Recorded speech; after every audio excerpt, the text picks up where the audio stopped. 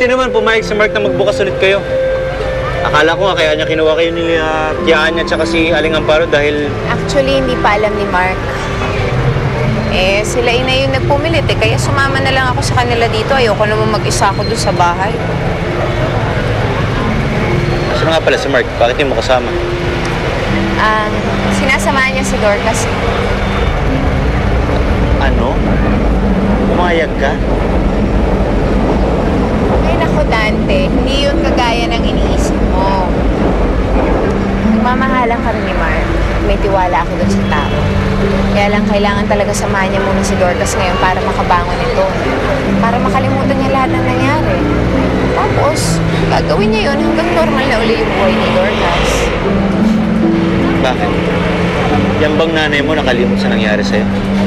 Eh hanggang sa paglaki mo, punong-puno siya ng galit. Kaya nga ngayon palang ginagawa na ng paraan ni Mark. Para hindi mangyari yun. Ano naman naniniwala naman ako dati.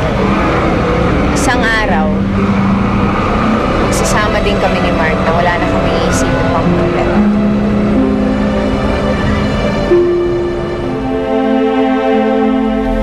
Napakaswerte ni Maida sa'yo. Para itira mo siya dito, pati yung pamilya niya. Alam mo naman kung gaano namin kamahal ang isa't isa. Dapat sana akong nakatira dito. Kasama mo. Magiging madali sana sa akin ang lahat. Hindi na ako mag-iisa sa pagtulog. At alam kong ligtas ako dahil nandiyan ka sa tabi ko. Pero pagkatapos ng nangyari sa akin, wala na akong pag-asa sa puso mo.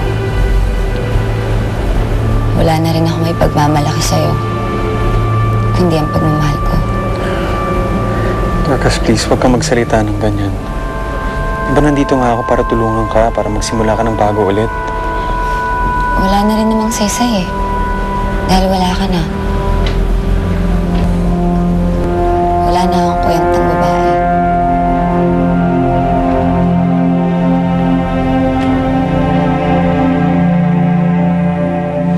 How's my daughter? Kamusta na ang kaso ni Dorcas? She's having a hard time right now.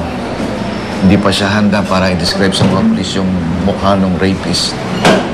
Natural, Virgilio. Sino namang ginahasa ang gustong maalala kung ano ang itsura ng hayop na bumaboy sa kanya? Please calm down, ha? We're doing all our best para malutas kaso ni Dorcas. But that wouldn't change the fact that you have been an irresponsible father to Dorcas. This is your chance para patunayan sa kanya, at kung hindi mo magagawa yon, ako ang lalabas sa institusyon na to para hanapin ang kriminal na yan.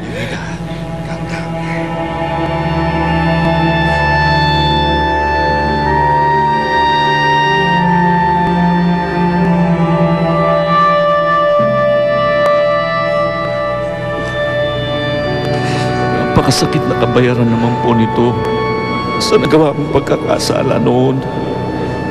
Hindi po ba sapat na nagdusa ako kahit pa paano sa loob ng mahabang panahon? Bakit ang anak ko pa? Kawawa naman si Dorcas.